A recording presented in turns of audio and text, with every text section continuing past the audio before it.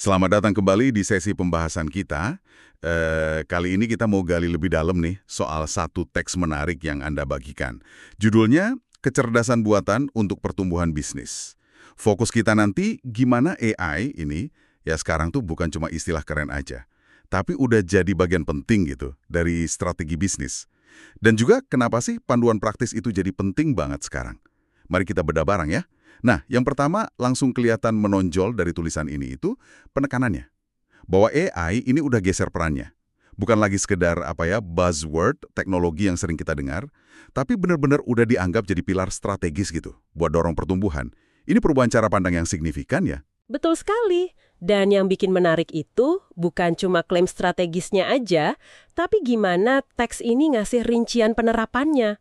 Disebutkan contohnya gimana AI bisa gali data pelanggan lebih dalam lagi. Bukan cuma lihat apa yang mereka beli, tapi mungkin ya mulai prediksi apa sih yang bakal mereka butuhkan nanti.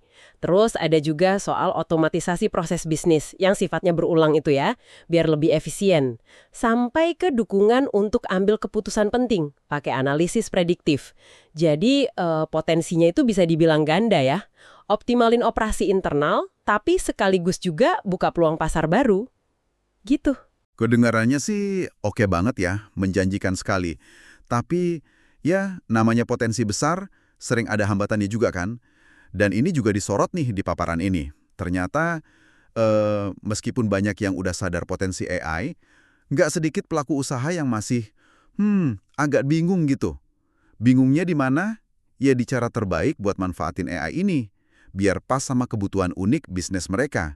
Jadi bukan sekedar ikut-ikutan tren aja gitu.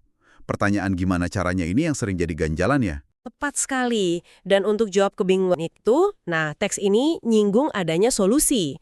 Solusinya berupa panduan yang lebih praktis, lebih bisa diterapkan langsung. Contoh spesifik yang disebut itu sebuah webinar. Namanya AI Optimization for Business Growth. Kalau dari infonya sih, ini diselenggarakan oleh manajemen cerdas dan salah satu pembicaranya itu Adrianto. Fokus utamanya, webinar ini jelas, kasih langkah nyata. Mulai dari paham konsep dasar AI, yang nggak perlu jadi ahli teknis banget lah, sampai ke contoh konkret gimana terapinya di operasional bisnis sehari-hari.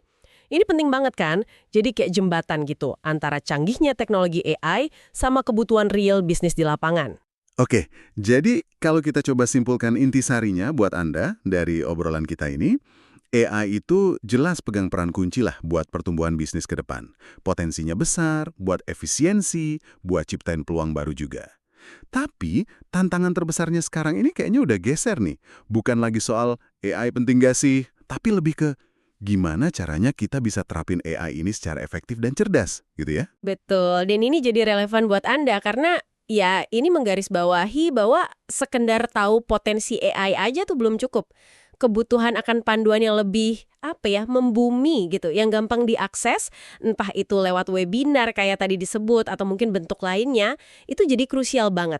Tujuannya ya biar bisnis mungkin termasuk lingkup kerja Anda atau bidang yang Anda tekuni sekarang bisa benar-benar metik hasil nyata dari AI. Ini udah bukan soal tahu teknologinya doang, tapi gimana ubah potensi itu jadi peningkatan kinerja atau ya keuntungan gitu. Nah, sebagai penutup nih, mungkin ada satu pertanyaan yang menarik buat Anda renungkan sendiri.